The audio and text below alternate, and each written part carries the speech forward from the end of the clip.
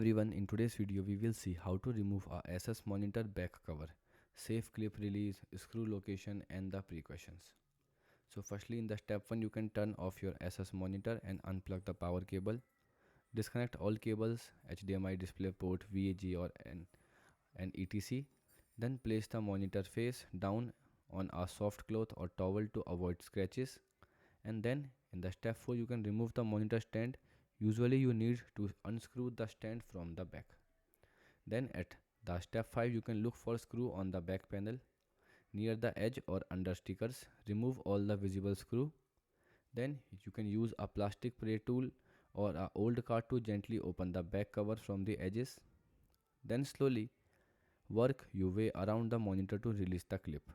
Do not use too much force, and then at last you can carefully lift the back cover of all the clips are released. Okay, goodbye.